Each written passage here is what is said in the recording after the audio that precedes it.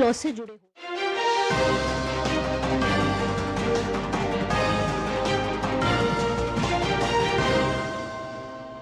नमस्कार, आप देख रहे हैं डीडी न्यूज का विशेष सांकेतिक भाषा समाचार। आपके साथ मैं हूं पराक्रम सिंह शेखावत और मेरे साथ हैं हमारी सांकेतिक भाषा की सहयोगी बीना सिंह।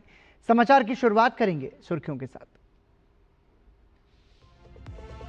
कोलकाता में भाजपा विधायक दल की बैठक, वरिष्ठ नेता और बंगाल के पर्यवेक्षक अमित शाह की मौजूदगी में नए नेता का चुनाव। कल ब्रिगेड ग्राउंड में शपथ ग्रहण समारोह। तमिलनाडु में टीवीके के नवनिर्वाचित विधायकों की एक बार फिर बैठक सरकार गठन को लेकर। तीसरी बार टीवीके प्रमुख की राज्यपाल से होगी मुलाकात। वीसीके और वाम दलों ने विजय को दिया समर्थन।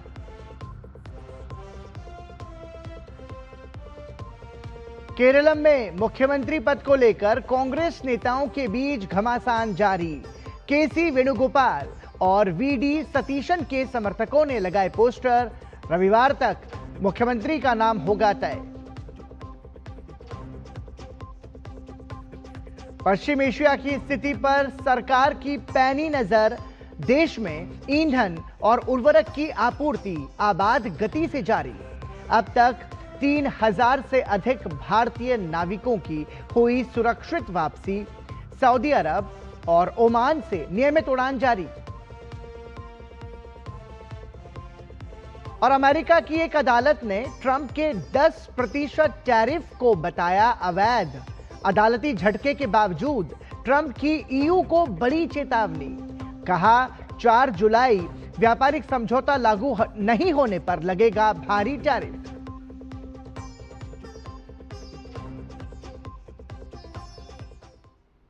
और सुर्खियों के बाद अब खबरों पर नजर विस्तार से। पश्चिम बंगाल में भाजपा विधायक दल की आज अपने नेता का चुनाव भाजपा विधायक दल करेगा। भाजपा पर्यवेक्षक और केंद्रीय गृह मंत्री अमित शाह की मौजूदगी में भाजपा विधायक दल के नेता का चयन किया जाएगा। इसके बाद राज्यपाल से मिलकर सरकार बनाने का दावा पेश किया जाएगा। बैठक से पहले भाजपा नेता सुवेंदु अधिकारी ने पार्टी के नवनिर्वाचित विधायकों और अन्य भाजपा नेताओं से मुलाकात की। भाजपा सरकार के शपथ ग्रहण के साथ ही पश्चिम बंगाल के राजनीतिक इतिहास में एक नई कड़ी की शुरुआत होगी। कल सुबह 11 बजे ब्रिगेड परेड ग्राउंड में राज्य की पहली भाजपा सरकार शपथ लेगी। इसमें प्रधानमंत्री नरेंद्र मोदी, भाजपा अध्यक्ष नितिन नवीन और एनडीए शासित राज्यों के मुख्यमंत्रियों के शपथ ग्रहण समारोह में शामिल होने की उम्मीद है।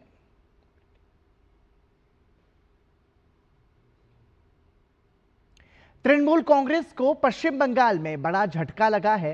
पार्टी के राष्ट्रीय प्रवक्ता और उत्तर बंगाल के युवा चेहरे सुप्रिया चंदा ने टीएमसी से इस्तीफा दे दिया है। सुप्रिया चंदा ने सोशल मीडिया पोस्ट के जरिए अपने इस्तीफे का ऐलान किया। साथ ही उन्होंने अपने पोस्ट में पार्टी नेतृत्व पर गंभीर आरोप भी लगाए हैं। उन्होंने कहा कि वो संविधान, सेना, बीएसएफ और सीआरपीएफ के अपमान को बर्दाश्त नहीं करेंगे। साथ ही उत्तर बंगाल की लगातार अनदेखी का भी उन्होंने आरोप लगाया। फिलहाल टीएमसी की ओर से इस इस्तीफे पर कोई आधिकारिक प्रतिक्रिया सामने नहीं आई है। रक्षा मंत्री राजनाथ सिंह ने आज जयपुर में सेना के दक्षिण पश्चिम कमान मुख्यालय में संयुक्त कमांडर्स के सम्मेलन में भाग लिया। इस सम्मेलन में तीनों सेनाओं के अधिकारी भी शामिल हुए।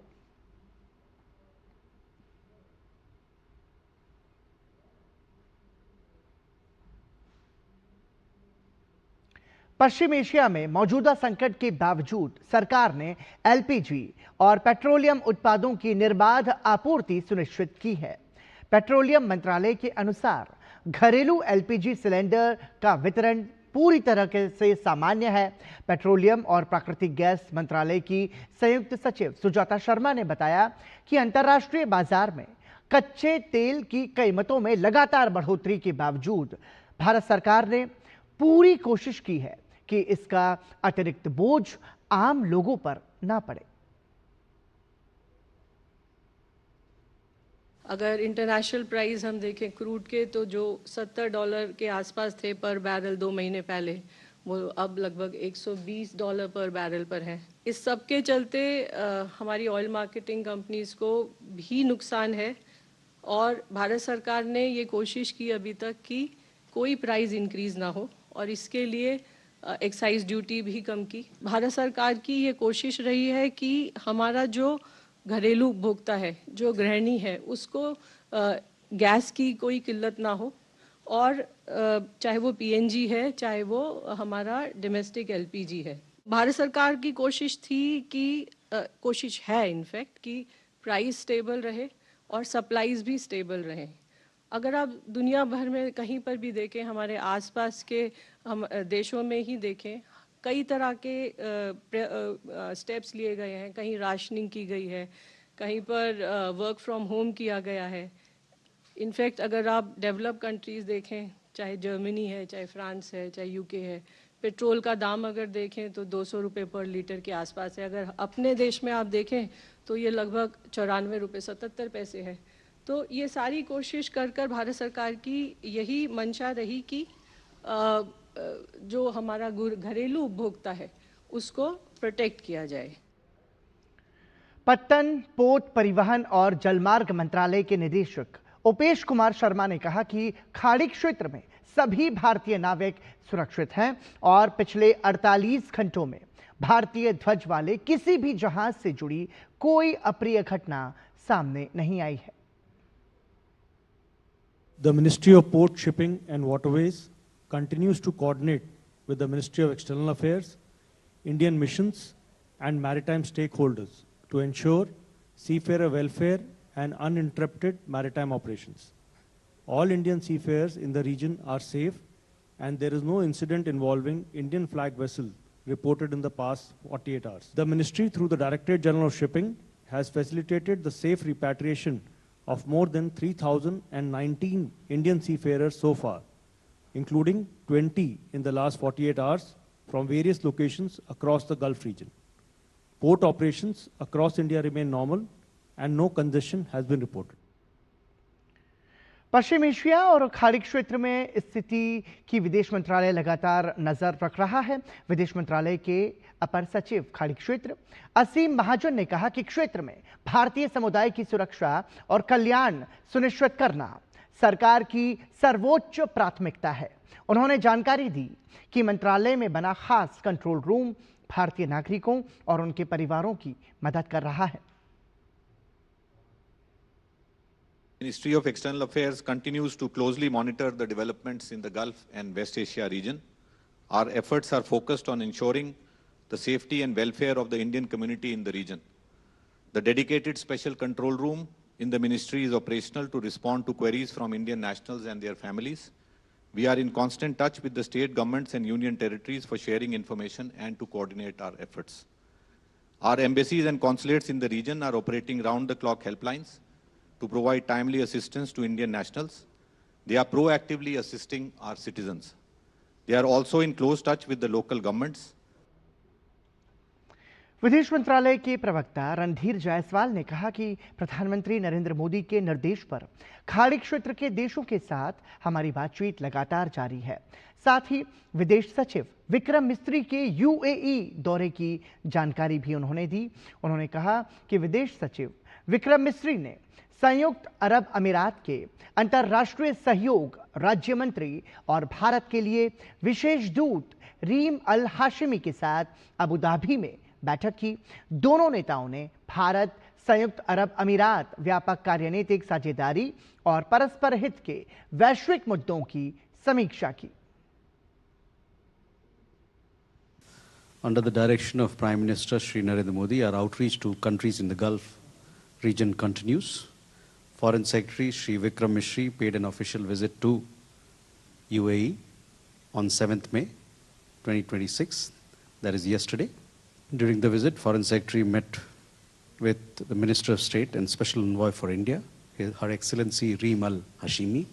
He also had a meeting with His Excellency Khaldun Al Mubarak, Managing Director and CEO of Mubadala Investment Company. Foreign Secretary had a detailed meeting with Minister of State and Special Envoy for India, Her Excellency Reem Al Hashimi. They reviewed ongoing bilateral cooperation in several areas. The two sides also exchanged views on the prevailing situation in the West Asia region. देश में pension और सामाजिक सुरक्षा व्यवस्था को मजबूत करने की दिशा में सरकार लगातार बड़े कदम उठा रही है। भारत की रिटायरमेंट व्यवस्था में बड़ा विस्तार देखने को मिला है। सरकार ने जानकारी दी कि नेशनल पेंशन स्कीम यानी एनपीएस के तहत प्रबंधित परिसंपत्तियां 15.95 लाख करोड़ रुपए तक पहुंच गई हैं, जबकि अटल पेंशन योजना एपीवाई के तहत यह आंकड़ा 51.4 हजार करोड़ रुपए तक पहुंच गया है। वहीं एनपीएस में नामांकन करने वाले सब्सक्राइबर्स की संख्या 2.17 करोड़ से अधिक हो गई है, जबकि एपीवाई के तहत 8.96 करोड़ नामांकन दर्ज किए गए हैं। एपीवाई का मतलब अटल पेंशन योजना। यह भारत की पेंशन व्यवस्था में लगातार मजबूत वृद्धि को दर्शाता है। एम्प्लॉयज पेंशन स्कीम यानी ईपीएस में भी तेज बढ़ोतरी दर्ज की गई है। अप्रैल 2026 तक इसमें योगदान देने वाले सदस्यों की संख्या बढ़कर 7.98 करोड़ रुपए हो गई है।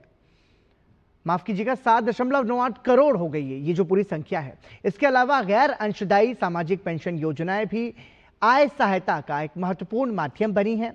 अप्रैल 2026 तक केंद्र सरकार की सामाजिक पेंशन योजना के तहत 2.92 करोड़ से अधिक लाभार्थियों को कवर किया गया है। इसी अवधि में राज्य सरकारों ने भी 1.41 करोड़ से ज्यादा लाभार्थियों को पेंशन सहायता प्रदान की है। मतलब आप इन आंकड़ों के जरिए ये समझिए कि करोड़ों की संख्या में जो इस योजना से लाभ लेने वाले लाभार्थी हैं उनमें बढ़ोतरी हुई है। बढ़ती जीवन प्रत्याशा और रोजगार के बदलते स्वरूप को देखते हुए रिटायरमेंट सुरक्षा को मजबूत करना सार्वजनिक नीति की महत्वपूर्ण प्राथमिकता बन गया है।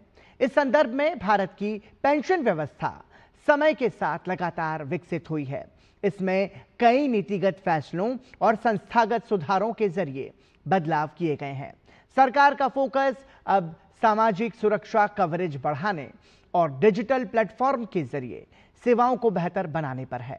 भारत की पेंशन व्यवस्था अब कई स्तंभों पर आधारित है।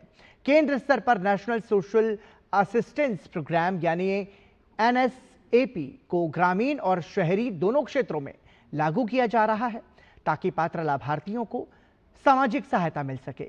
यह योजना आर्थिक रूप से कमजोर लोगों को वित्तीय सहायता प्रदान करती है। कुल मिलाकर इन पेंशन स्कीम्स पर आम नागरिकों का भरोसा लगातार बढ़ रहा है। डिजिटल सुविधाओं और व्यापक कवरेज के जरिए सरकार यह सुनिश्चित कर रही है कि समाज के हर वर्ग को भविष्य की आर्थिक सुरक्षा मिल सके। यही वजह है कि आज भारत की पेंशन व्यवस्था तेजी से मजबूत और अधिक समावेशी बनती जा रही है। यहां रुक रहे हैं एक छोटे से ब्रेक के लिए। आप देखते रहिए डीडी न्यूज।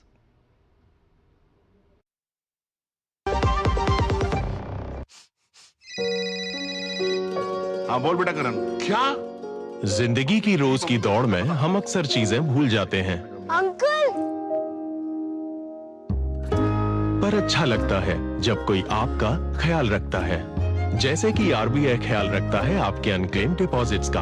अनक्लेम डिपॉजिट मतलब? वो बैंक खाते जिसमें 10 साल या उससे अधिक से कोई लेन देन न हुआ हो। ऐसे खाते आरबीआई के डीईए फंड में चले जाते हैं। अपने बैंक के किसी भी शाखा में जाकर अपना केवाईसी अपडेट कराइए और अपना अनक्लेम डिपॉजिट वापस पाए। आरबीआई कहता है जानकार बनिए, सतर्क रहिए।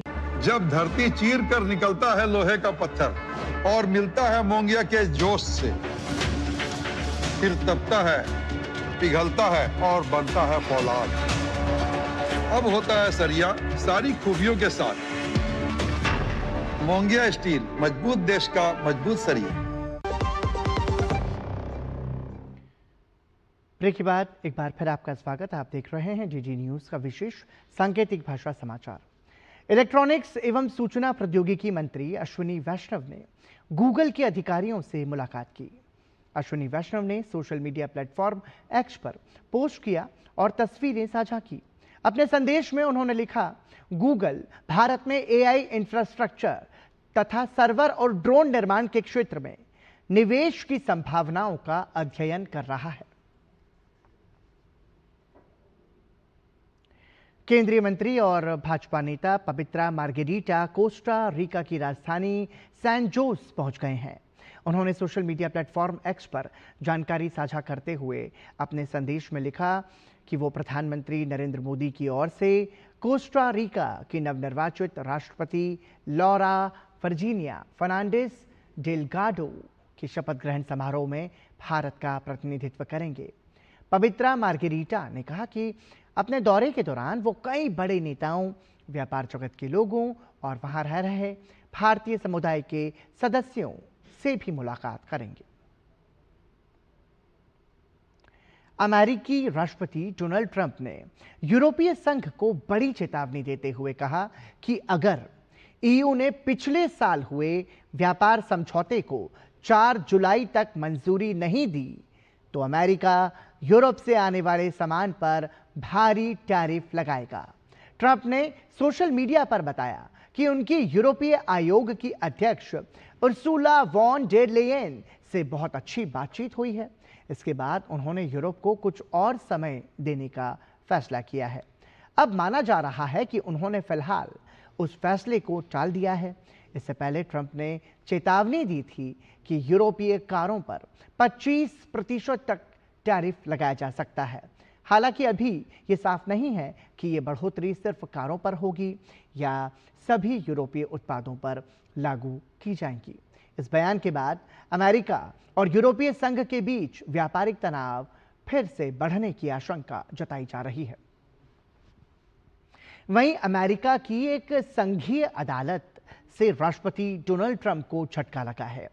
अदालत ने ट्रंप द्वारा लगाए गए 10% वैश्विक शुल्क को अवैध और कानून द्वारा अनाधिकृत करार देते हुए खारिज कर दिया है।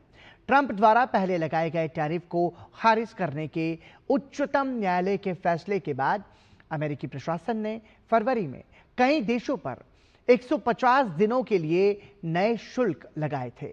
उस वक्त उच्चतम न्यायालय ने कहा था कि अंतर्राष्ट्रीय आपात आर्थिक शक्तियां अधिनियम राष्ट्रपति को शुल्क लगाने की अनुमति नहीं देता है।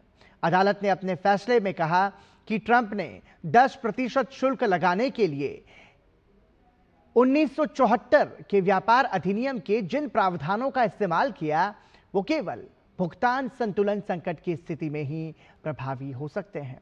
हालांकि ट्रंप प्रशासन द्वारा अदालत के फैसले को चुनौती देने की संभावना बनी हुई है। रूस की ओर से घोषित 3 दिवसीय अस्थायी युद्ध विराम आज से लागू हो गया है। इस बीच यूक्रेन के राष्ट्रपति वोलोडिमीर ज़ेलेंस्की ने रूस के इस कदम पर तीखी प्रतिक्रिया दी है। ज़ेलेंस्की ने कहा कि दूसरे विश्व युद्ध में जीत के जश्न के लिए किया गया ये सीज फायर रूस की अजीब और अनुचित सोच को दर्शाता है। युद्ध विराम का फैसला नाजी जर्मनी पर सोवियत संघ की जीत की वर्षगांठ के मौके पर लिया गया है। हालांकि लगभग 8 प्रस्ताव और समर्थन प्राप्त हुए हैं और सभी प्रस्ताव और समर्थन एक ही नाम के मिले हैं। उसके बाद दूसरे नाम के लिए भी सबको समय दिया गया, पर्याप्त समय दिया गया, मगर कोई दूसरा नाम नहीं आया है। इसलिए केंद्रीय पर्यवेक्षक के रूप में मैं श्री शुभेंदु अधिकारी जी को पश्चिम बंगाल विधानमंडल दल के नेता के रूप में निर्वाचित घोषित करता हूं।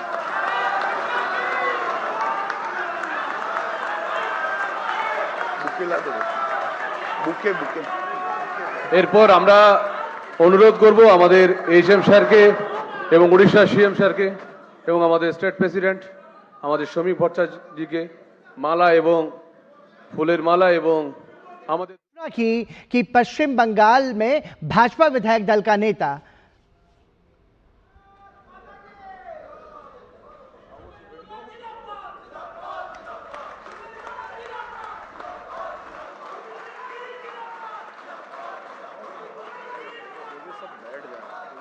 आप लोग बैठ जाओ।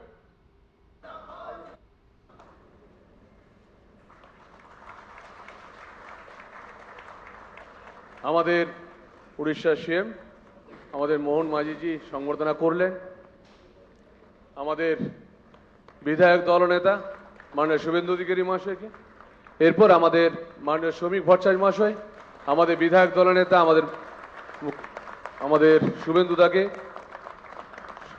সংবর্ধনা দিলেন।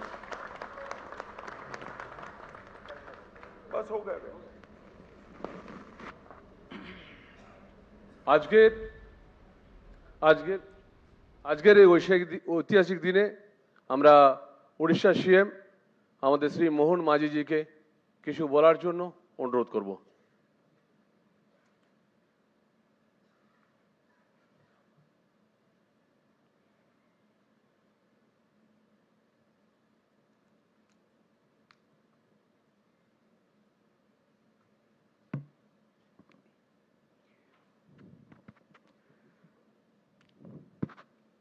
जय जगन्नाथ, जय मां काली। मान्यवर केंद्र गृह मंत्री श्रीयुक्त अमित शाह जी, पश्चिम बंग राज्य बीजेपी के अध्यक्ष श्रीयुक्त श्रमिक भट्टाचार्य जी, मान्यवर केंद्र मंत्री श्रीयुक्त भूपेंद्र यादव जी, मान्यवर केंद्र मंत्री श्रीयुक्त सुकांत मजुमदार जी, मान्यवर केंद्र मंत्री श्रीयुक्त शांतनु ठाकुर जी, राष्ट्रीय साधारण संपादक बीजेपी मान्यवर श्रीयुक्त सुनील बंसल जी, सह प्रभारी मान्यवर अमित मलभिया जी, नवनियुक्त विधायक दल की नेता मान्यवर श्री शुभेंदु अधिकारी जी और विधानसभा के भी विरोधी दल की नेता श्री दिलीप घोष जी, श्रीमती अग्निमित्रा पल जी, श्री मंगल पांडे जी, श्रीमती रूपा गांगुली जी और यहाँ उपस्थित सभी नवनियुक्त विधायक महोदय महोदयागण, आज के नवनिर्वाचित विधायक दल नेता श्रीयुक्त शुभेंदु अधिकारी जी, उसको मेरी तरफ से, उड़ीसा तरफ से बहुत बहुत शुभेच्छा और अभिनंदन। सबसे पहले मैं पश्चिम बंग के लोगों को बहुत बहुत अभिनंदन और शुभेच्छा ज्ञापन करता हूं। आज की ये दिन संभव करने के लिए भारतीय जनता पार्टी को सभी नेता कार्यकर्ताओं और जितनी भी धन्यवाद दिया जाए यो कम ही होगा। 2011 में 3 सीट से आज की 200 पार हमारे लिए एक अविस्मरणीय यात्रा है।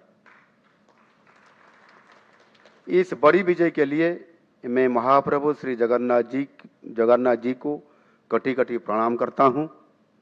महाप्रभु जी के आशीर्वाद से ये असंभव संभव हुआ है और माँ काली की भी जो आशीर्वाद है उसी पर ही वो संभव हुआ है। उड़ीसा और बंगाल में ज़्यादा कोई अंतर भी नहीं है। हमारा लोग कलकत्ता को अपना दूसरा घर मानते हैं। हम दोनों राज्यों के लोग महाप्रभु श्री जगन्नाथ जी को सिर्फ भक्ति नहीं करते हैं, दिल से प्यार करते हैं। अगले चल के महाप्रभु के आशीर्वाद से हम दोनों राज्यों में और भी प्यार निश्चित रूप से बढ़ेगा।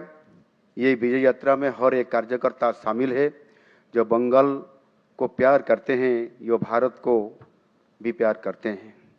आज बंगाल के ये रूप देखने के लिए हमारी पार्टी के संस्थापक महान विचारक श्याम प्रसाद मुखर्जी की हमेशा चाहते थे। मैं उनका संघर्ष को प्रणाम करता हूं और श्रद्धांजलि आज का इस ऐतिहासिक दिन में श्रद्धांजलि ज्ञापन करता हूं। कई दशकों के बाद आज पश्चिम बंगाल में एक नई सुबह आई है, नई इतिहास रचा गया है। अनेक संघर्ष के बाद पश्चिम की जनता पहली बार हमें सभा करने का मौका दिए हैं। कल बंगाल के राजनीतिक इतिहास में एक नया अध्याय लिखा जाएगा। वो ऐतिहासिक क्षण को दिशा देने के लिए एक विधि व्यवस्था है। इसी प्रक्रिया के हिस्सा बन के माननीय केंद्रीय गृह मंत्री श्री अमित शाह जी को सहायता करने के लिए यशस्वी प्रधानमंत्री माननीय श्री नरेंद्र मोदी जी ने और राष्ट्रीय अध्यक्ष नितिन नवीन जी ने मुझे भी जो दायित्व दिए हैं, इसके लिए मैं यशस्वी प्रधानमंत्री नरेंद्र मोदी जी और राष्ट्रीय अध्यक्ष नितिन नवीन जी और गृह मंत्री अमित शाह जी की आभार व्यक्त करता हूं। मुझ पर भरोसा जताने के लिए आपका बहुत बहुत धन्यवाद। मुझे बहुत खुशी है, पश्चिम बंगाल के लोग अन्याय, अत्याचार और दुर्नीति का विरोध करके यशस्वी प्रधानमंत्री नरेंद्र मोदी जी के नेतृत्व में विकास के रास्ता को चुने हैं। ये बंगाल के लिए एक बहुत बड़ी परिवर्तन है। मोदी जी के नेतृत्व के साथ साथ हमारे आज का अपना लौह मानव गृह मंत्री अमित शाह जी के मजबूत रणनीति के आगे विरोधियों का कोई चाल और कोई काम नहीं किया। माननीय अमित शाह जी, मोदी जी के मार्गदर्शन और आपके स्ट्रैटेजी के तहत हमारे लिए कुछ भी असंभव नहीं है। देश को और देश के साथ साथ सभी राज्यों को विकास के पथ पर आगे बढ़ने के लिए आप दोनों हमारे लिए पारसमणि है। प्रधानमंत्री हमेशा पूर्वोदय के बारे में हम सबको कहते हैं। विकसित भारत की परिकल्पना में पूर्वोदय का एक बहुत बड़ा महत्व रहेगा। आज वो विजन सही मायने में साकार होगा, क्योंकि बंगाल विजय के साथ उनके साथ साथ जो माननीय प्रधानमंत्री जी विजय के दिन जो पार्टी का कार्यालय में बोले थे, विजय के साथ साथ अंग बंग और करीम की जो मिशन आज पूरा हो गया है। और निश्चित रूप से मैं बंगाल की हमारे सभी नेताओं और कार्यकर्ताओं को नमन करता हूं। आप लोगों ने जिस तरह हर दिन, हर हफ्ता, हर महीने, हर साल अनगिनत जुल्म सहकर पार्टी के लोगों के हौसला को संभला और हमारी पार्टी के कार्यक्रम को आगे बढ़ाया, इसके लिए आप लोगों का जितना भी तारीफ किया जाए वो कम है। मैं शुभेंदु जी को खास शुक्रिया अदा करना चाहूँगा। आपने जितनी दृढ़ता के साथ तृणमूल का सामना किया है, इसके लिए मैं आपको धन्यवाद देता हूँ। समीक जी, दिलीप जी, सुकांत जी, अग्निमित्रा जी और मैं सबको धन्यवाद देता हूँ। आप लोगों ने न सिर्फ बंगाल की लोगों का बल्कि पूरा देश को सिखाया है कैसे अन्याय, अत्याचार के खिलाफ लोगों के साथ कंधों से कंधा मिला के लड़ा जाता है और जीता जाता है। अभी देश की पूरा पूर्व प्रांत में भारतीय जनता पार्टी की सरकार शासन में आई है। असम और ओडिशा के साथ साथ अब बंगाल भी इसमें शामिल हो गया। केवल केरल और तमिलनाडु को छोड़कर हमारा पार्टी अब सभी राज्यों में सरकार में है या मुख्य विरोधी दल के रूप में आज काम कर रहा है। मैं वहाँ 3 बार प्रचार के लिए आया था। मेरे साथ ओडिशा के केंद्रीय मंत्री, सांसद और 500 से ज़्यादा कार्यकर्ताओं वहाँ प्रचार में शामिल हुए थे। मुझे खुशी है कि मैंने जो 6 आसन पर प्रचार किया था, इसमें से हमारा प्रत्याशी भी 5 आसन पर विजयी हुई। मुझे अनुभव हुआ था बंगाल के लोग विकास और शांति के लिए तरस रहे हैं। हमारे बीजेपी सरकार आने के बाद मुझे खुशी है कि यहाँ शांति स्थापित होगा और विकास भी आगे बढ़ेगा। मैं चाहूँगा आप सब लोग मोदी जी और शाह जी के नेतृत्व में मिलकर पश्चिम बंगाल के लोगों को सुशासन देने के लिए पूरे तन मन से काम करेंगे। आशा करता हूँ और मुझे पूरा विश्वास है कि राज्य के शासन प्रशासन में ये बात आप हमेशा याद रखेंगे। फिर से सबका बहुत बहुत धन्यवाद और अभिनंदन। बहुत बहुत धन्यवाद।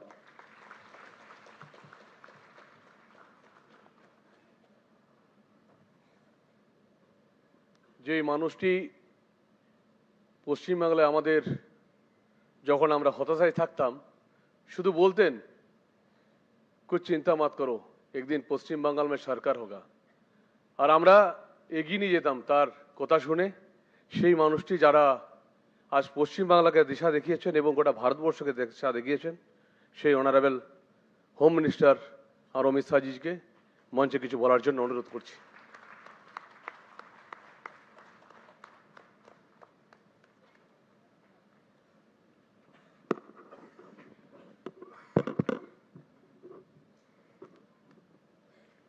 मेरे साथ बोलिए, भारत माता की।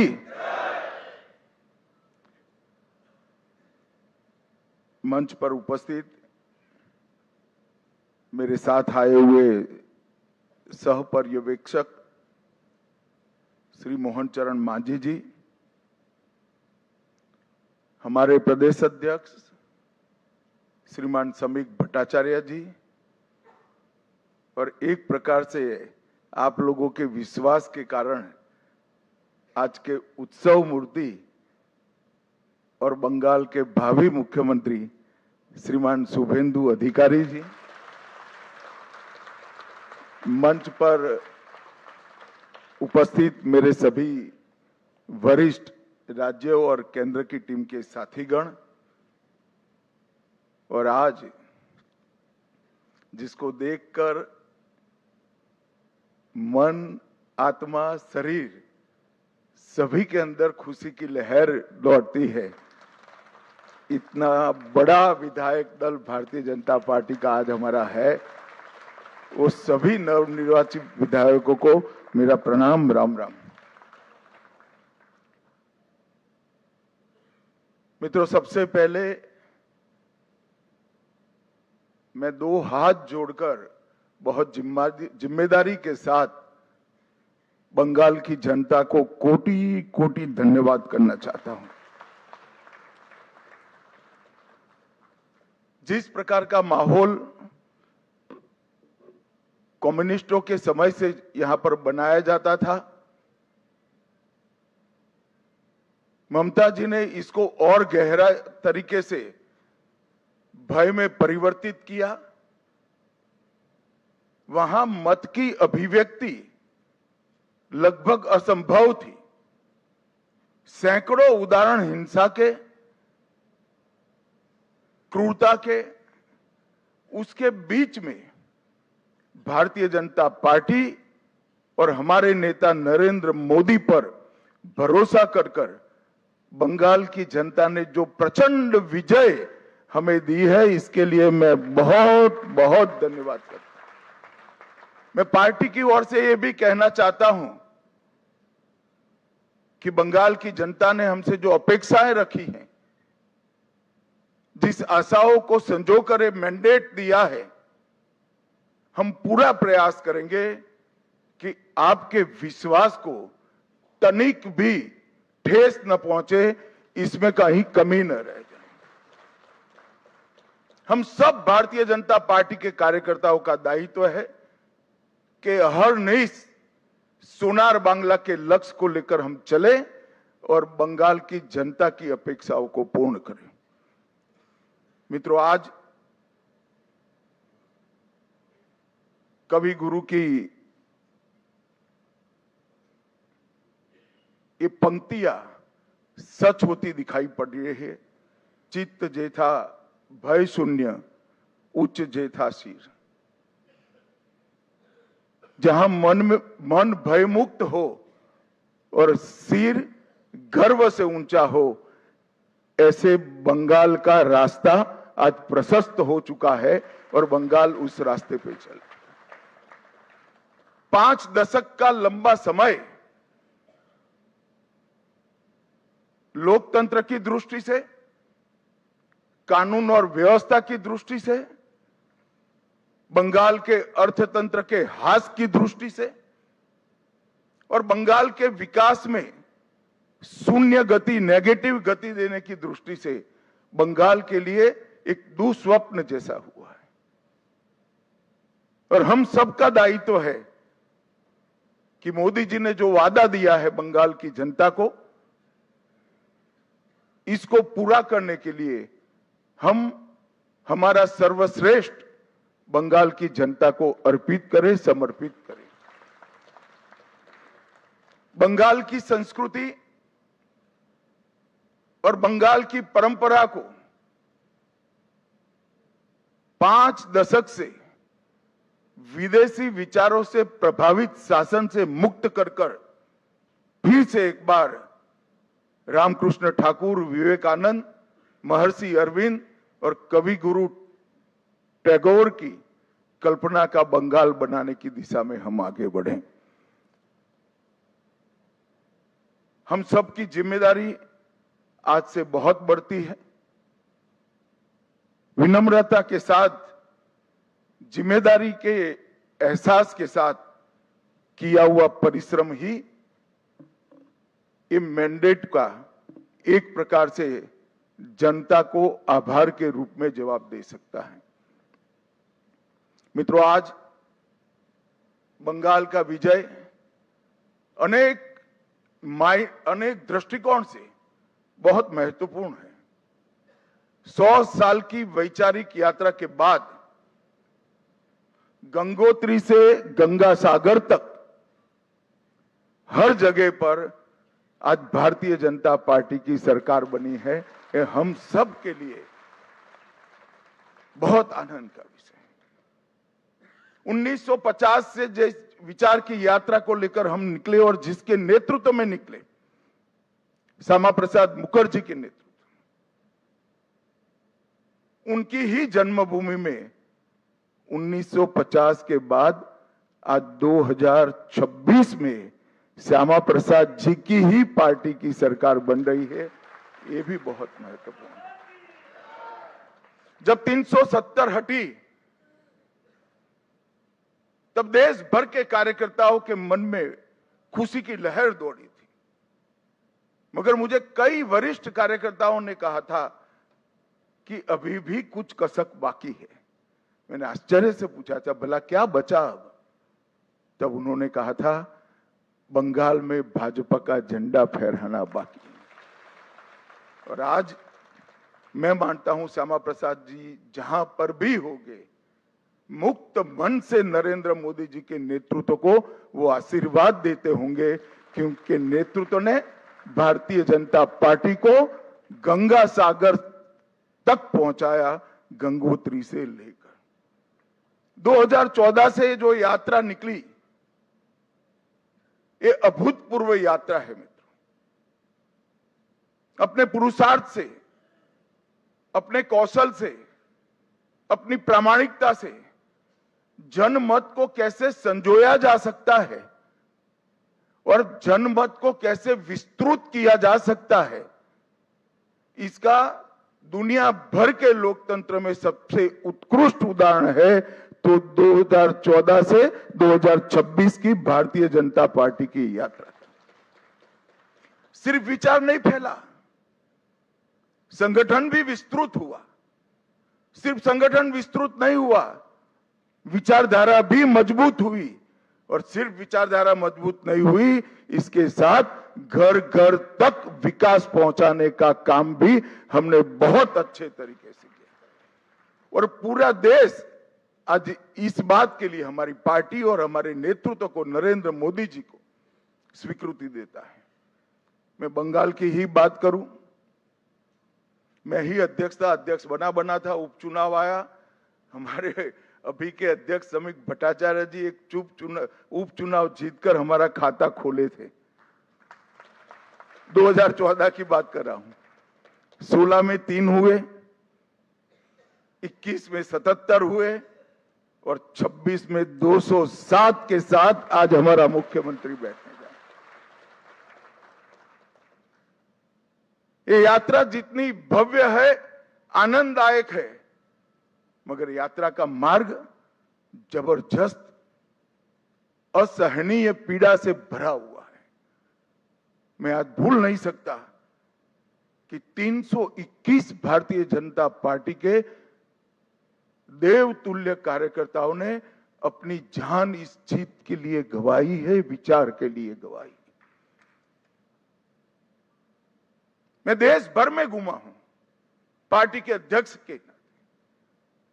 केरल और बंगाल इसके अलावे कहीं पर इस प्रकार की क्रूर हिंसा का नग्न तांडव मैंने नहीं देखा है। पहले कम्युनिस्टों ने और फिर टीएमसी ने। मैं आज हृदय के भाव के साथ वो सभी 321 कार्यकर्ताओं के परिवारजनों को देश की करोड़ों करोड़ों जनता की ओर से और भारतीय जनता पार्टी के करोड़ों कार्यकर्ताओं की ओर से भावपूर्वक नमन करना चाहता हूं। आपके परिवार के स्वजन ने बलिदान देकर हमारे विचार को तो मजबूत किया ही है, हमारी पार्टी को तो आगे बढ़ाया ही है, मगर मैं विश्वास दिलाना चाहता हूं आपके परिवार के स्वजन का वो बलिदान पश्चिम बंगाल की सीमा को भी सुरक्षित कर पूरे भारत को सुरक्षित। ये विजय का एक और मायना है। आज त्रिपुरा में हमारी सरकार है, असम में हमारी सरकार है और बंगाल में भी अब हमारी सरकार बनी है। घुसपैठ असंभव होने वाली है, गौ तस्करी असंभव होने वाली है और दृढ़ता के साथ बंगाल सरकार और भारत सरकार इस सीमा को राष्ट्र की सुरक्षा के अभेद किले के अंदर परिवर्तित कर लेगी।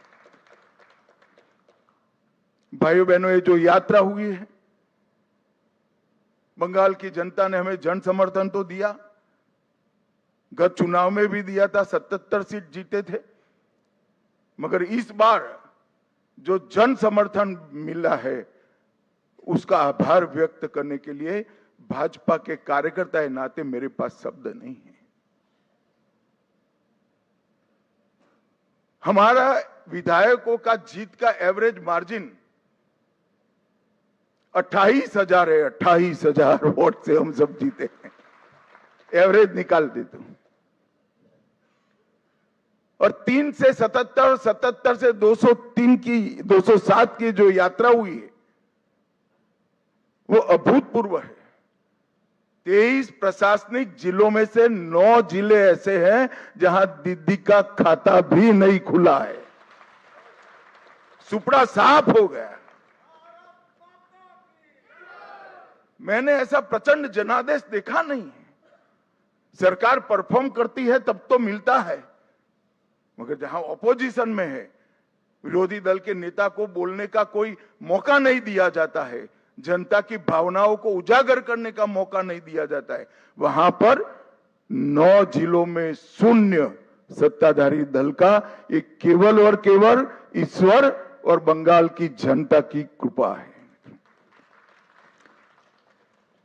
जब चलता था तब चुनाव आयोग पर ढेर सारे सवाल उठाए गए, न केवल टीएमसी, इनके सभी साथियों के द्वारा उठाए गए। मैं आज उन्हीं लोगों को बड़ी विनम्रता से पूछना चाहता हूं कि बंगाल में 93% मतदान हुआ है, जो आजादी के बाद सबसे ज्यादा है, और एक भी कंप्लेंट टीएमसी की ओर से छापा मारने की नहीं है, बूथ कैप्चरिंग की नहीं है, एक भी नहीं है। 93% मतदान हुआ है और जहां सैकड़ों लाशें गिरती थी चुनाव के वक्त, वो राज्य के अंदर एक भी मृत्यु के बगैर दोनों चरण समाप्त हुए हैं। मैं आज चुनाव आयोग के तहत काम करने वाले सभी सुरक्षा बलों को, बंगाल सरकार के सभी कर्मचारियों को और बंगाल पुलिस को भी हृदयपूर्वक अभिनंदन देना चाहता हूं कि आपने जो काम किया है इससे विश्व भर में लोकतंत्र का मैसेज गया है। 23 जिलों में से 20 जिलों में भाजपा नंबर 1 पार्टी बनी है। एक भी जिला ऐसा नहीं है जहां हमारा विधायक नहीं है।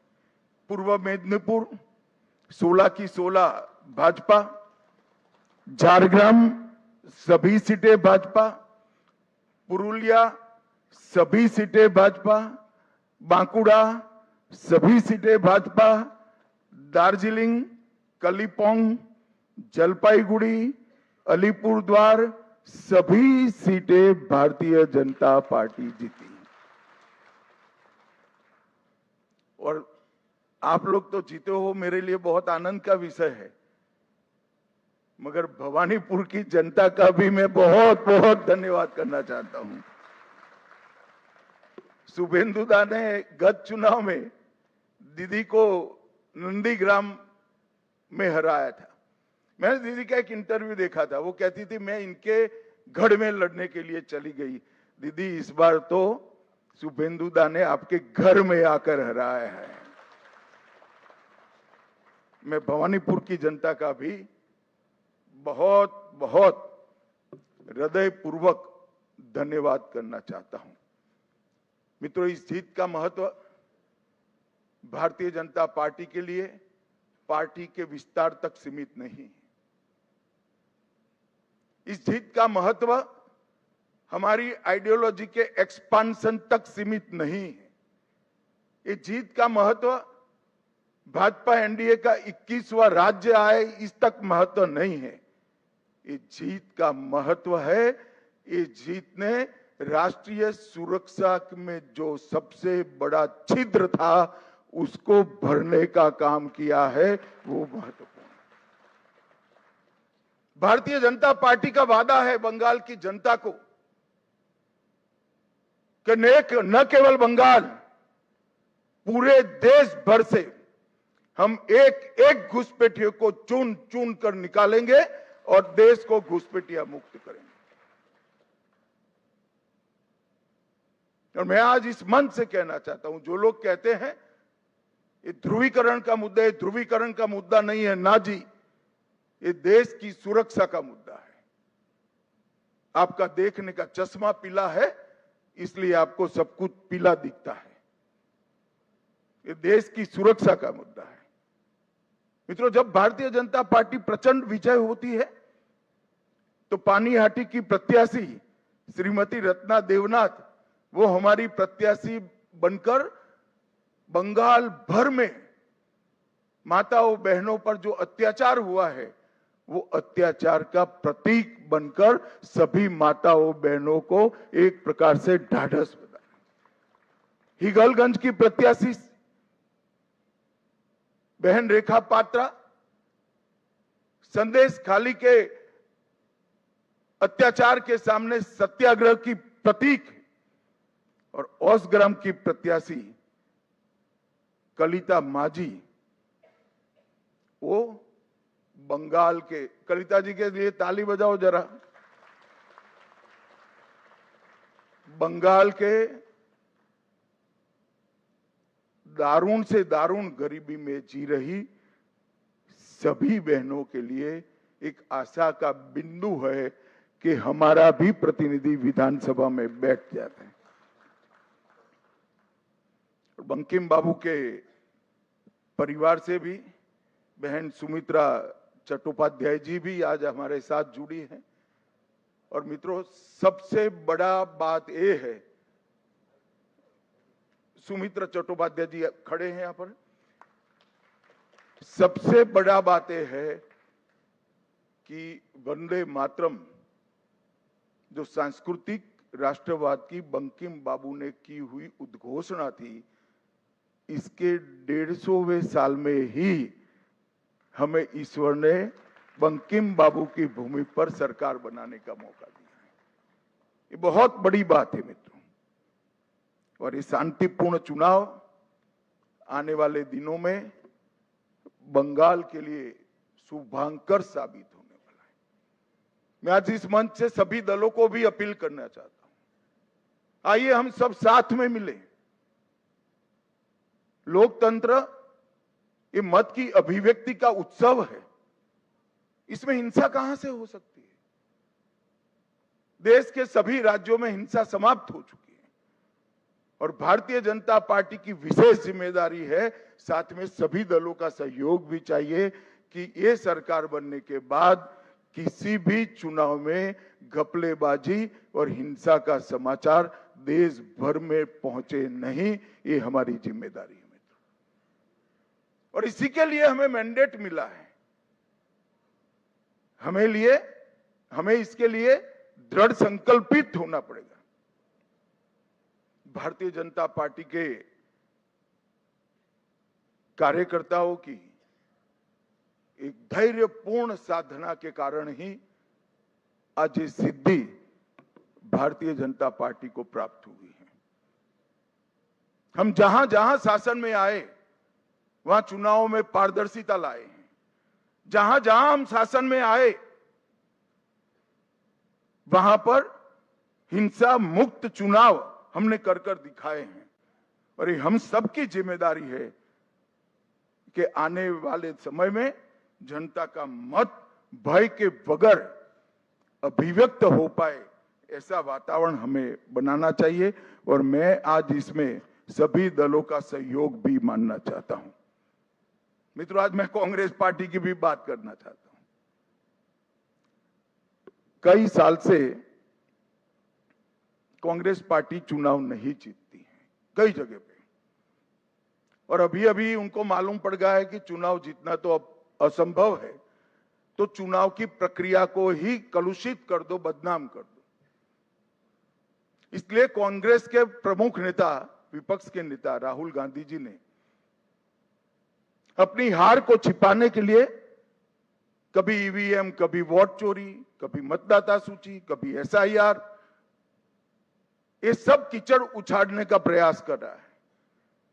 मगर मैं आज कांग्रेस पार्टी को कहने आया हूं कि हम तो 14 से आए हैं।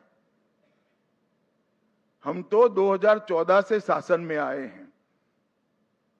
तमिलनाडु में 1967 से आपका कोई सीएम नहीं बन पाया, ये सभी वोट चोरी थी क्या?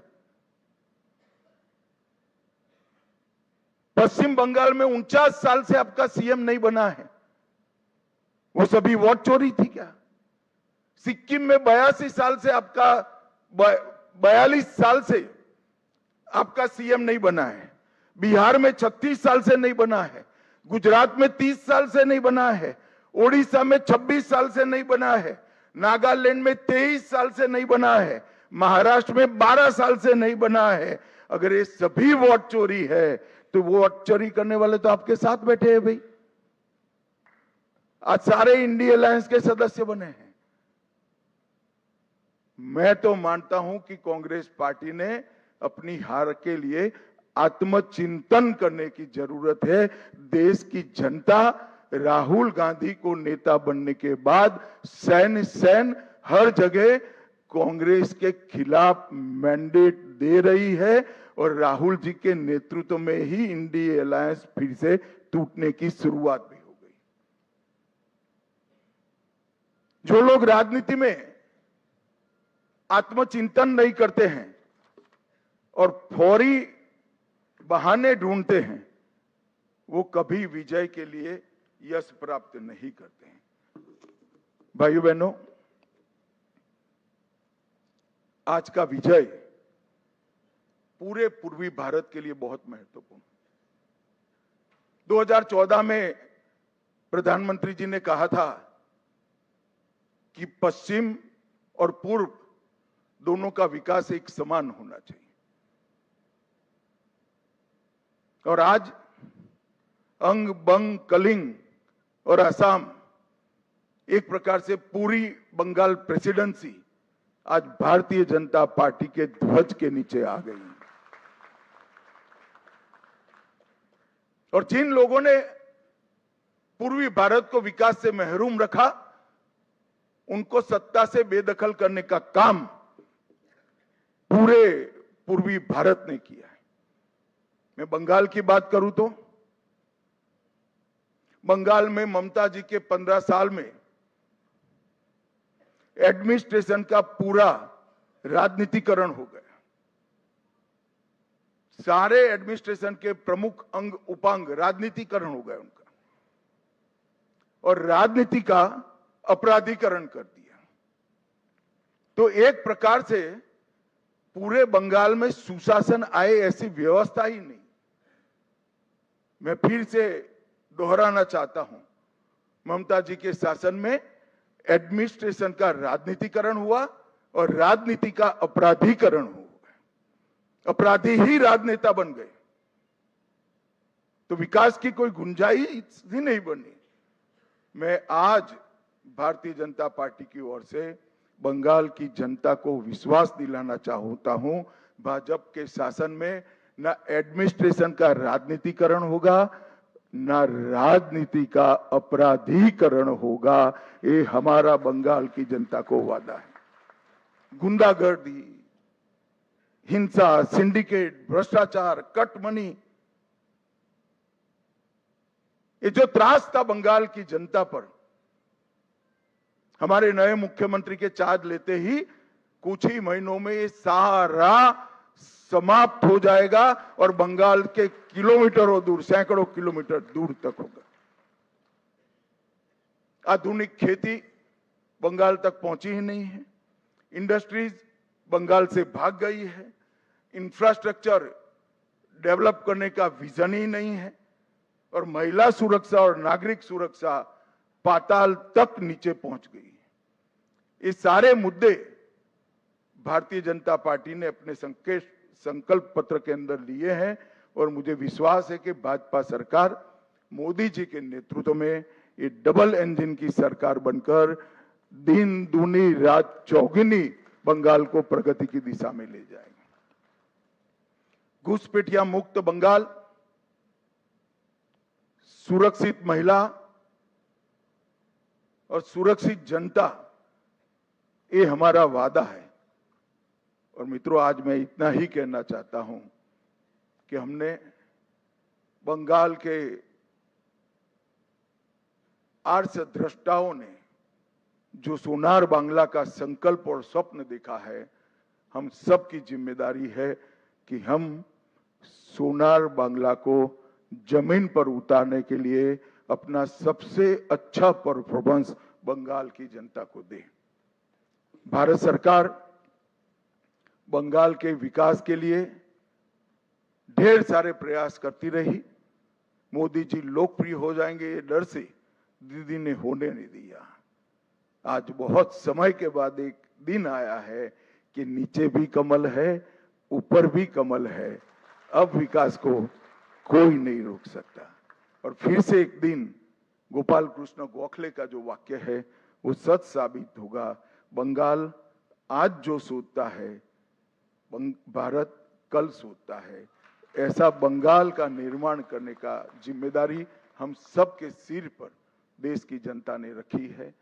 मैं एक विशेष उल्लेख करना चाहता हूं, कला, साहित्य और संस्कृति, पूरे भारत की पहचान बंगाल से होती थी। हमारा पूरा प्रयास रहेगा कि कला, साहित्य, संस्कृति और शिक्षा, इस सभी क्षेत्रों में बंगाल देश का नेतृत्व करे। हमने एक बहुत छोटा सा वादा किया है कि जैसे पुणे में फिल्म इंस्टीट्यूट है, ऐसे हम यहाँ पर तख्ते के लिए मतलब थिएटर के लिए एक ट्रेनिंग इंस्टीट्यूट बनाएंगे जो दुनिया भर के थिएटर को ताकत देगा। मित्रों, ये हमारा एक छोटा सा जेस्चर हमारी सरकार की दिशा बताने के लिए, इसके परिचय के लिए बहुत महत्वपूर्ण है। मैं आज फिर से एक बार नरेंद्र मोदी जी की ओर से, हमारे पार्टी के राष्ट्रीय अध्यक्ष नितिन नवीन जी की ओर से और भारतीय जनता पार्टी के करोड़ों कार्यकर्ताओं की ओर से बंगाल की जनता को मनपूर्वक धन्यवाद और प्रणाम करता हूं और शुभेंदु भाई को बहुत बहुत शुभकामनाएं देता हूं कि आप सफल होइए और बंगाल के जनता के पूरी आकांक्षाओं को, आशाओं की पूर्ति का आप माध्यम बनिए। शुभेंदु को मैं लंबे समय से जानता हूं, संघर्षशील व्यक्ति है शुभेंदु जी। एडमिनिस्ट्रेशन को भी देखा है और टीएमसी के दूषणों को भी देखा है। यहाँ पर सुशासन देने में हमारी टीम के साथ शुभेंदु जी सफल होंगे, इसका मुझे पूरा विश्वास है। और उन्होंने जो संघर्ष किया है वो संघर्ष आज परिणाम लाया है। हमारे 321 से ज्यादा कार्यकर्ताओं ने जो बलिदान दिया है आज उसका परिणाम मिला है। और देश भर के हजारों कार्यकर्ताओं ने बंगाल चुनाव में प्रधानमंत्री जी से लेकर हम बूथ के अध्यक्ष तक सभी ने मेहनत की है। इस सभी का बहुत बहुत धन्यवाद। मेरे साथ एक बार मन पूर्वक बोलेगा, वंदे वंदे वंदे, जय श्री राम, जय जय श्री राम।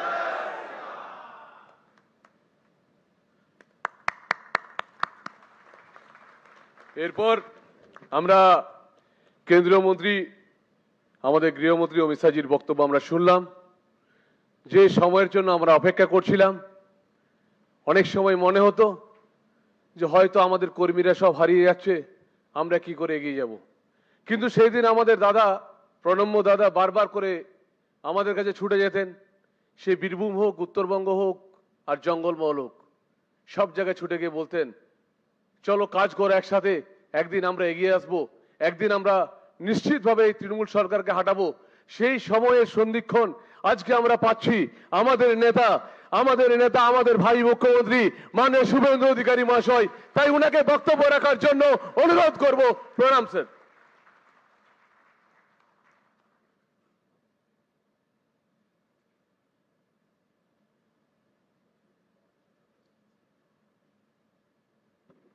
भारत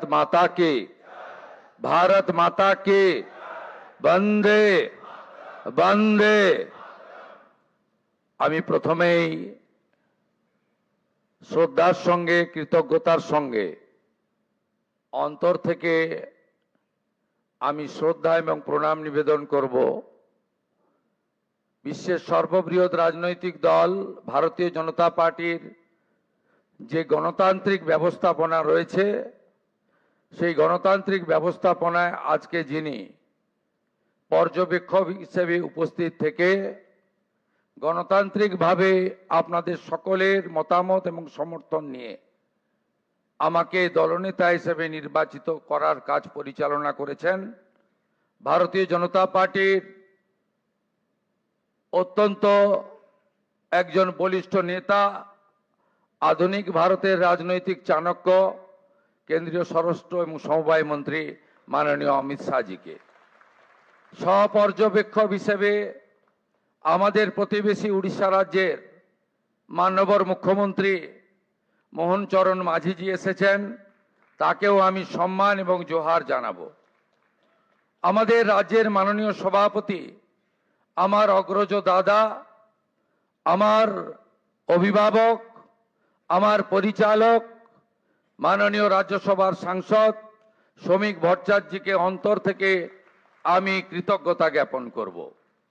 মঞ্চে উপবিষ্ট আছেন, বছরের পর বছর ধরে 3 বছরের অধিক কাল পশ্চিমবাংলায় ভারতীয় জনতা পার্টিকে তিনি এক সূত্রে গেঁথে আজকের এই সাফল্যের দোরগোড়ায় পিছন থেকে পৌঁছে দিয়েছেন। কেন্দ্রীয় সাধারণ সম্পাদক, আমাদের সকলের নেতা, সব কাজে সফল হয়েছেন, আজকেও সফল সুনীল বানসালজি, তাকে আমি ধন্যবাদ কৃতজ্ঞতা জানাবো। কেন্দ্রীয় মন্ত্রী ভূপেন্দ্র যাদবজি নির্বাচনী পর্যবেক্ষক হয়ে ঠিক দুর্গা পূজার পরে, পুজোর রেস কাটেনি, তিনি পশ্চিমবাংলায় এসে যেভাবে আমাদের সকলকে এক সূত্রে বেঁধে নির্বাচনের রণনীতি তৈরি করে কার্যকর করেছেন। দার্জিলিং থেকে দীঘা, কোচবিহার থেকে কাকদ্বীপ ঘুরে বেরিয়েছেন। ভূপেন্দ্র যাদবজিকে আমি সম্মান জানাবো। 4 বছর ধরে আমাদের সঙ্গে থেকেছেন সহপ্রভারী মঙ্গল পাণ্ডেজি, তাকেও ধন্যবাদ জানাবো। অমিত মালবিয়াজি 5 বছর ধরে আমাদের সঙ্গে, যিনি আমাদের সঙ্গে থেকে আমাদেরকে ধন্যবাদ জানিয়েছেন, আমাদের কাজ করেছেন। ত্রিপুরার প্রাক্তন মুখ্যমন্ত্রী বিপ্লব দেবজিকে এবং 2 সতীর্থ ডক্টর সুকান্ত মজুমদার, শান্তনু ঠাকুরজিকে আমি কৃতজ্ঞতা প্রণাম জানাবো। বিশ্বের সর্বশ্রেষ্ঠ নেতা নরেন্দ্র মোদীজিকে, আমাদের প্রধানমন্ত্রীকে, যিনি আলিপুর দুয়ারে প্রথম পরিবর্তন সংকল্প সভায় দাঁড়িয়ে পশ্চিম বাংলার মানুষকে স্বপ্ন দেখিয়েছিলেন, যিনি দমদমে কলকাতা মেট্রো উদ্বোধন করতে এসে পশ্চিম বাংলার হিত গৌরব ফেরানোর গ্যারান্টি দিয়েছিলেন, যিনি ব্রিগেড প্যারেড ময়দানে দাঁড়িয়ে পশ্চিম বাংলায় ভয় আউট করে ভরসা ইন করেছেন, যাকে দেখে মানুষ ভোট দিয়েছে, যার জন্য আমরা জিতেছি, আমাদের নরেন্দ্র মোদীজিকে আমি আমার অন্তর থেকে কোটি কোটি প্রণাম নিবেদন করব। নরেন্দ্র মোদীজির জন্য সব বিধায়করা একবার উঠে দাঁড়িয়ে 1 মিনিট হাততালি দিন। নরেন্দ্র মোদী জিন্দাবাদ, মোদীজি জিন্দাবাদ, মোদীজি জিন্দাবাদ, মোদীজি জিন্দাবাদ, মোদীজি জিন্দাবাদ, মোদীজি জিন্দাবাদ, মোদীজি জিন্দাবাদ, মোদীজি জিন্দাবাদ। আসন গ্রহণ করুন। আমাদের পশ্চিমবঙ্গে ভারত ভুক্তির 2 স্থপতি 1947-এর 20 জুন যারা ভারত ভুক্তি করিয়েছিলেন, ডক্টর শ্যামা প্রসাদ মুখার্জি এবং ভারত সেবাশ্রম সংঘের প্রতিষ্ঠাতা স্বামী প্রণবানন্দ, তাদেরকে আমি স্মরণ করতে চাই। আমি স্মরণ করতে চাই আমাদের পশ্চিমবঙ্গের যারা ভারতীয় জনতা পার্টিকে এই জায়গায় পৌঁছে দেওয়ার ক্ষেত্রে উল্লেখযোগ্য অবদান রেখেছেন, প্রয়াত হরিপদ ভারতী মহোদয়, প্রয়াত বিষ্ণুকান্ত শাস্ত্রী মহোদয়, প্রয়াত সত্যব্রত মুখার্জি মহোদয়, প্রয়াত সুকুমার ব্যানার্জি মহোদয় এবং শ্রদ্ধেয় অসীম ঘোষ, শ্রদ্ধেয় রাহুল সিনহা, শ্রদ্ধেয় দিলীপ ঘোষ, শ্রদ্ধেয় তথাগত রায়, সম্মানীয় ডক্টর সুকান্ত মজুমদার এবং আজকের সভাপতি মাননীয় শ্রমিক ভট্টাচার্য দাদাকে। এবং আমি স্মরণ করতে চাই আমাদের 321 জন ভারতীয় জনতা পার্টির কার্যকর্তা যারা আত্মবলিদান দিয়েছেন, এবং আমি কথা দিতে পারি হাজার হাজার লক্ষ লক্ষ বিজেপি কর্মী যারা ক্ষতবিক্ষত হয়েছেন, অত্যাচারিত হয়েছেন, ঘর ছাড়া হয়েছেন, মিথ্যা মামলার সঙ্গে যুক্ত হয়েছেন, আমি তাদেরকে কথা দিতে পারি আগামী দিনে আপনাদের স্বপ্ন পূরণ করার কাজ ভারতীয় জনতা পার্টির সরকার করবে। আমাদের নেতা নরেন্দ্র মোদীজি যে গ্যারান্টি দিয়েছেন, সব গ্যারান্টি পূরণ করার কাজ ভারতীয় জনতা পার্টির সরকার করবে। আমি নয়, আমরা নীতিতে ভারতীয় জনতা পার্টির সরকার করবে। কথা কম, কাজ বেশি ভারতীয় জনতা পার্টি করবে। চার্জশিট প্রকাশের দিন মাননীয় নেতা অমিত শাহজি 2টো প্রতিশ্রুতি বাংলার লোককে দিয়েছেন। সন্দেশখালী থেকে আরজিকর হয়ে যত মা বোনেদের উপরে, কন্যাদের উপর অত্যাচার হয়েছে তার কমিশন বসবে এবং যারা অভিযুক্ত তাদের বিরুদ্ধে ব্যবস্থা নেওয়া হবে। মাননীয় অমিত শাহজি চার্জশিট প্রকাশের দিন ঘোষণা করেছিলেন যে পশ্চিম বাংলায় ইনস্টিটিউশনাল করাপশন, প্রাতিষ্ঠানিক দুর্নীতি যারা করেছেন তাদের বিরুদ্ধে রিটায়ার্ড জাজকে দিয়ে কমিশন বসানো হবে এবং উপযুক্তভাবে আপনাদের সরকারি অর্থ যারা নয়-ছয় করেছেন তাদের বিরুদ্ধেও আমরা ব্যবস্থা নেব। মাননীয় অমিত শাহজি যে সংকল্পপত্র প্রকাশ করেছেন, যা পরবর্তীকালে আমাদের যশস্বী প্রধানমন্ত্রী এই নির্বাচনের প্রধান প্রচারক, যার মিটিংয়ে লক্ষ লক্ষ লক্ষ মানুষ এসেছেন, যার অক্লান্ত পরিশ্রম এবং যিনি কথা দিয়ে গেছেন, আমি আপনাদের কাছে কথা দিতে পারি আগামী মন্ত্রিমণ্ডল, আগামী বিধায়ক দল, সর্বোপরি ভারতীয় জনতা পার্টির সংগঠন, বিচারধারার সঙ্গে যুক্ত লোকজন এবং অসংখ্য পশ্চিম বাংলার সাংস্কৃতিক চেতনার রাষ্ট্রবাদী নাগরিককে নিয়ে আমরা সংকল্পপত্র প্রত্যেকটা সময়বদ্ধ সময়ের মধ্যে পূরণ করব। আমাদের আসন একটাই মন্ত্র হোক, স্বামীজির মন্ত্র, চোরৈবতী চোরৈবতী চোরৈবতী। আমাদের মন্ত্র একটাই হোক, নরেন্দ্র মোদীজির মন্ত্র, সবকা সাথ, সবকা বিকাশ, সবকা বিশ্বাস, সবকা প্রয়াস। এটাই হোক আগামী দিনে আমাদের মন্ত্র। আসুন পশ্চিম বাংলাকে মোদীজির আদর্শে, তার নেতৃত্বে নবনির্মাণ করি। কেন্দ্র রাজ্য যৌথ ভাবে কাজ করে আমরা মানুষের প্রত্যাশা পূরণ করি। এটাই হোক আজকের দিনে আমাদের সংকল্প। খুব সঠিকভাবে মাননীয় অমিত শাহজি বলেছেন যে আমরা ভয় কাটাতে পেরেছি। মোদীজি দিয়েছেন ভরসা, দেখিয়েছেন স্বপ্ন, আর অমিত শাহজির নেতৃত্বে আমরা ভয় কাটাতে পেরেছি। নীতিন নবীনজির নেতৃত্বে ভারতীয় জনতা পার্টির সংগঠন এই নির্বাচনে গুরুত্বপূর্ণ ভূমিকা নিয়েছে। শুধু পশ্চিম বাংলার বিজেপি কর্মী নেতারা নন, আসমুদ্র হিমাচল ভারতীয় জনতা পার্টির প্রত্যেকটি কর্মী, বিচারধারার সঙ্গে যুক্ত ব্যক্তিরা আমাদের যেভাবে সহযোগিতা করেছেন, শ্রমিকদাকে যেভাবে সহযোগিতা করেছেন, আমি তাদের সবাইকে অন্তর থেকে প্রণাম জানাতে চাই। আপনাদের সকলের সহযোগিতায় আমরা জিতেছি। ভয় আউট, ভরসা ইন। কবিগুরুর কথায়, কবির ভাষায়, চিত্ত যেথা ভয় শূন্য, উত্থ যেথা স্থির, জ্ঞান যেথা মুক্ত, গৃহের প্রাচীর আপন প্রাঙ্গণ তলে দিবস সর্বরি, বসুধারে করে নাই খণ্ড ক্ষুদ্র করি। মুক্ত করো ভয়, আপন মাঝে শক্তি ধরো, নিজেরে করো জয়।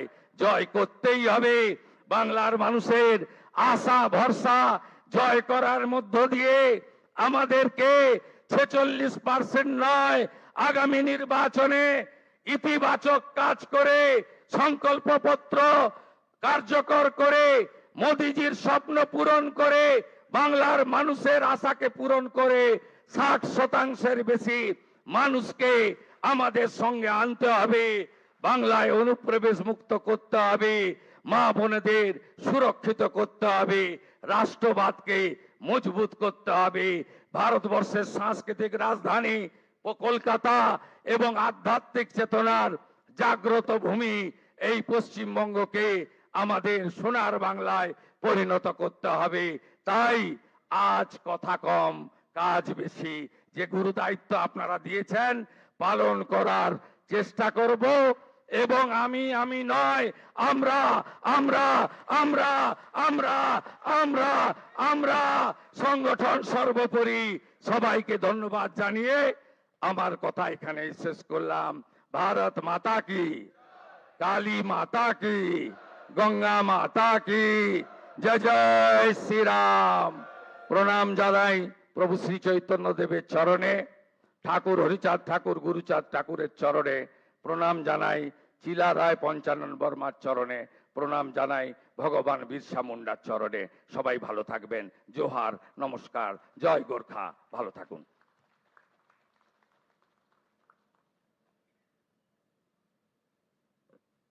এইবার আমাদেরও যে দুই স্যার আছেন, যার নেতৃত্বে আমরা গোটা ভারতবর্ষ জয় করেছি এবং আজকে আমাদের অবজারভার হয়ে এসছেন, তাই আমি মাননীয় শ্রমিকদাকে বলবো যে আমাদের গৃহমন্ত্রীজিকে আমাদের মা দুর্গার প্রতিমা দিয়ে সংবর্ধনা দিতে, কারণ এক যুদ্ধের অনেক ধরে চলছে, সেই মা দুর্গা দিয়ে আমরা সম্মানিত করব। মাননীয় শ্রমিকদা আমাদের গৃহমন্ত্রীজিকে মা দুর্গার প্রতিমা দিয়ে সম্বোধন করবেন।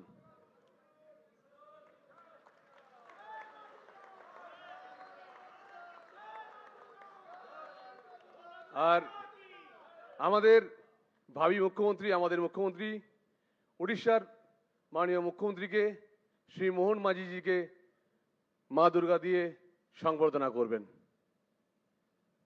আমাদের ঐতিহ্য মা দুর্গা, মাকে প্রণাম করে আমরা এগিয়ে যাই। জয় মা দুর্গা। ঠিক সেইভাবে মা দুর্গার আশীর্বাদ নিয়ে আমরা এগিয়ে যাব। আমাদের মুখ্যমন্ত্রী, ভাবী মুখ্যমন্ত্রী আমাদের শুভেন্দুদার হাত ধরে, দাদার হাত ধরে, এরপর আমাদের জাতীয় সঙ্গীত হবে, সবাই উঠে দাঁড়াবেন। আর এটা হবার পর কোনো বিধায়ক চলে যাবেন না, আমাদের মুখ্যমন্ত্রীজিকে আমরা সবাই সংবর্ধনা।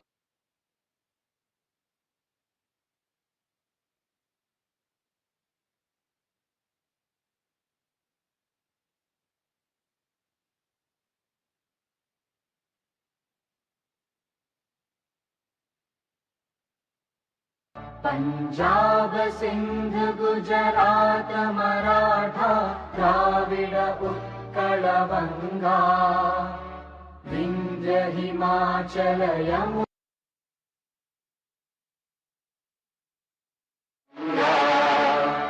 तव शुभ नामे जागे तव शुभ आशीष मांगे गाहे तव जय गाथा जन गण मंगलदायक जय हे भारत भाग्य विधाता जय हे जय हे जय हे जय जय जय जय हे।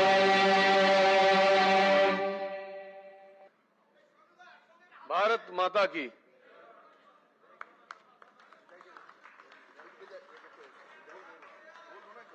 বিধায়ক সব এখানেই থাকবেন, কেউ যাবেন না, কেউ যাবেন না। আমাদের বিধায়করা সব এখানে থাকবেন, কেউ যাবেন না, সমস্ত নিজে নিজে সিটে বসুন। तो इस वक्त की ब्रेकिंग न्यूज, शुभेंदु अधिकारी चुने गए बीजेपी विधायक दल के नेता। और इस वक्त आप लाइव विधायक दल की बैठक से तस्वीरें देख रहे थे। शुभेंदु अधिकारी पश्चिम बंगाल के अब नए मुख्यमंत्री होंगे। गृह मंत्री अमित शाह पश्चिम बंगाल से इस वक्त आप लाइव देख रहे थे, जहां पर की बैठक की अध्यक्षता उन्होंने की। कोलकाता में भाजपा विधायक दल की बैठक में सर्वसम्मति से ये फैसला लिया गया, उनके नाम पर ये फैसला लिया गया। और कल कोलकाता के ब्रिगेड परेड ग्राउंड में कहा जा रहा है कि लगभग 11 बजे शपथ ग्रहण का समारोह होगा। अगर शुभेंदु अधिकारी की बात करें तो 2 सीट से इस बार चुनाव जीते और सबसे अहम सीट जो रही वो भवानीपुर रही, जहां से उन्होंने ममता बनर्जी को ही करारी शिकस्त दे दी थी। और इसके पीछे अगर हम देखें तो गृह मंत्री अमित शाह ने ये कहा कि उन्होंने ही शुभेंदु अधिकारी को कहा था कि नंदीग्राम के अलावा वो अगर धूल चटानी है ममता बनर्जी को तो वो सीधे सीधे उनको उनके गढ़ में यानी भवानीपुर में जाकर चुनौती दे। और वहीं से उन्होंने जीत का बिगुल भी एक तरीके से फूका। तभी से अंदाजा था कि शुभेंदु अधिकारी पश्चिम बंगाल के नए मुख्यमंत्री और अगले मुख्यमंत्री हो सकते हैं। बड़ा दिन आज बीजेपी के लिए भी और पश्चिम बंगाल के लिए भी, क्योंकि एक विचारधारा का भी अंत हुआ और दूसरी तरफ इस बार एक फुल फ्लैश मेजॉरिटी के साथ जिस तरह से बीजेपी आई है वो एक बड़ी बात है। सौरभ दत्ता इस वक्त सीधे कोलकाता से हमारे सहयोगी जुड़ रहे हैं। सौरभ, फाइनली जो खबर हम लगातार दे रहे थे, शुभेंदु अधिकारी नए मुख्यमंत्री और पहले मुख्यमंत्री बीजेपी के पश्चिम बंगाल के होंगे।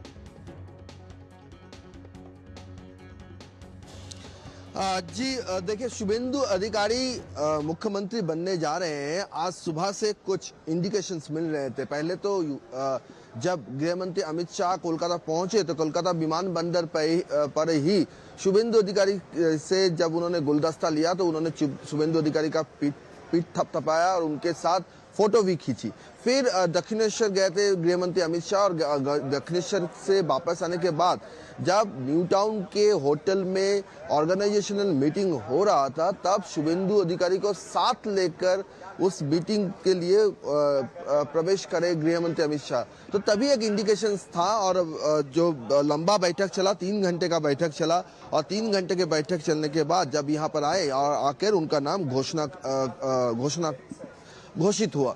देखिए, शुभेंदु अधिकारी वो व्यक्ति है, वो शख्स है जो नंदीग्राम और भवानीपुर दोनों क्षेत्र से मुख्यमंत्री जब थे ममता बनर्जी तो उनको हराया, मुख्यमंत्री को हराया। जैसे आज गृहमंत्री ने अपने भाषण में भी कहा कि ममता बनर्जी हमेशा कहती थी कि भवानीपुर मेरा गढ़ है, वहां से मैं एक वोट हो तो भी जीतूंगी, लेकिन इस बार शुभेंदु अधिकारी ने ये प्रमाण कर दिया कि ममता बनर्जी को उनके घर पर जाकर हराया है शुभेंदु अधिकारी। और शुभेंदु अधिकारी ऐसे लीडर हैं जो पूरे जो बंगाल के जो 23 डिस्ट्रिक्ट है, चाहे वो पहाड़ हो, पहाड़ से जंगल, हर एक जिले में उनकी उनकी ऑर्गेनाइजेशनल जो नेटवर्क, वो ऑर्गेनाइजेशनल नेटवर्क है, वो भले भांति जानते हैं इन सब इलाकों को, क्योंकि जब वो तृणमूल में थे, टीएमसी में थे, तब कभी पुरुलिया के ऑब्जर्वर थे, कभी जंगल महल के ऑब्जर्वर रह चुके हैं, मुर्शिदाबाद के ऑब्जर्वर रह चुके हैं। बड़ी बड़ी जो डिस्ट्रिक्ट है, उस बड़ी बड़ी डिस्ट्रिक्ट में वो ऑब्जर्वर के रूप में काम कर चुके हैं। और ऑब्जर्वर का काम होता है कि एक जगह का, एक जिले का संगठन को जोड़ना। वही जो एक्सपीरियंस है, वही जो उनका जो एक्सपीरियंस है, वही काम आया 2020 के बाद जब वो आए, तो उसके बाद 21 और 21 से 26, 21 के 77 हुआ, लक्ष्य जो था वो पूरा नहीं हुआ, लेकिन फिर भी हार नहीं माना।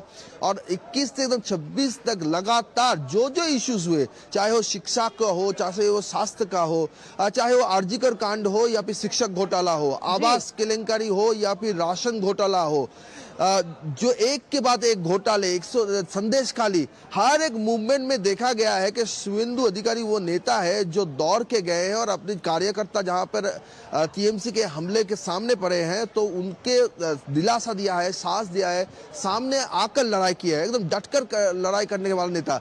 आप अगर गिनेंगे तो शुभेंदु अधिकारी का खुद का ट्वीट है कि उनके खिलाफ खुद 100 से ज्यादा केसेस हैं, टीएमसी के लगातार किए गए हैं। खुद जब इस बार हम पश्चिम बंगाल में थे और हम लोग कोलकाता में थे इसी होटल में, उन्होंने खुद मुझे बताया कि मेरे ऊपर 140 केसेस और एफआईआर हुई भी हैं। और सबसे अहम बात उन्होंने कहा, लेकिन मैं इससे डरता नहीं हूँ। सुबह सुबह जब हम शूट करने के लिए गए तो हमने देखा कि मॉर्निंग वॉकर्स के साथ हमें शो करना था, तो वो सुबह सुबह 5 बजे वहां भी पहुंचे हुए थे। तो इस तरह से कैंपेनिंग का जो उनका इस बार स्टाइल भी रहा ना, वो भी बिल्कुल अलग था। उनको पता था कि कहां पर किस वक्त लोकल लोगों से कैसे मिलना है। उनकी भाषा ऑब्वियसली जो बंगाली वाली बात थी वो तो थी ही उनके साथ, लेकिन जो जमीनी कार्यकर्ता की तरह, जमीनी नेता की तरह जो जुड़ाव होता है, वो बिल्कुल जैसे अपना घर का बेटा हो, इस तरह से उन्होंने इस बार कैंपेन किया। और यही बात भवानीपुर में जब मैं लोगों से मिली तो वो सबसे ज्यादा उनके फेवर में काम भी कर गई। रीमा जी, बिल्कुल आपने वो जो पॉइंट बोला, जो सुबह सुबह जो नेटवर्क, वो शुभेंदु अधिकारी ऐसे व्यक्ति है कि जो देर रात तक जगह रहते हैं। जो भी वर्कर्स फोन करते हैं, दिन भर के बाद नेटवर्किंग करते हैं कि किस जिले में क्या हुआ, खबर लेते हैं। तो एक एक खबर जहां पर कोई कार्रवाई करना होगा, कोई स्टेप लेना है, वो भी करते हैं, चाहे वो लीगल सॉल्यूशन देना हो, लीगल सपोर्ट देना हो, या फिर मोरल सपोर्ट देना हो, या फिर खुद पहुंचने की बात हो। ये सारी बातें देर रात तक चलती है, तो इसलिए स्वाभाविक है कि वो थोड़े सुबह देर से उठते हैं। इस बार देखा गया कि भवानीपुर से क्षेत्र में आने जो आता है, जो पार्क, वहां पर जो रेसिडेंशियल है, जो कॉम्प्लेक्स के लोग हैं, वो तो दिन भर नहीं रहते हैं कॉम्प्लेक्स में। उनको अगर पकड़ना है तो आपको सुबह जाना पड़ेगा, तो वो सुबह जॉगिंग करने चले जाते हैं। हाँ, तो ये कहा जाता है कि ऐसा पहले देखा नहीं गया है कि सुबह सुबह और जाहिर तौर पर अब जब सौरभ वो मुख्यमंत्री बन जाएंगे, कल शपथ ले लेंगे, तो जाहिर तौर पर ये रूटीन जो है ये भी चेंज होगा ही होगा। लेकिन अंग, कलिंग और बंग, जो ये सपने की बात गृह मंत्री अमित शाह ने की, वो सपना तो बीजेपी का भी पूरा हुआ है। और बंगाल की जनता ने बहुत उम्मीद के साथ में, खासकर उन नारी शक्ति ने, उन युवाओं ने बहुत उम्मीद के साथ में इस बार सरकार को चुना है। देखने वाली बात है कि बहुत सारी चुनौतियां हैं पश्चिम बंगाल में इस बार, उन चुनौतियों का सामना कैसे किया जाएगा। बहुत बहुत शुक्रिया सौरभ दत्ता, आप हमारे साथ जुड़े और तमाम जानकारी दी। तो जाहिर तौर पर इस वक्त की बड़ी ब्रेकिंग न्यूज़, पश्चिम बंगाल के नए मुख्यमंत्री चुन लिए गए हैं और कल सुबह शपथ लेंगे शुभेंदु अधिकारी। बीजेपी के लिए श्यामा प्रसाद मुखर्जी, उनकी भूमि, उनका राज्य और वहां पर अपनी सरकार बनाना एक बड़ा सपना। चलिए, इस बुलेटिन में इतना ही, फिर होगी मुलाकात, तब तक के लिए हमें दीजिए इजाजत। नमस्कार।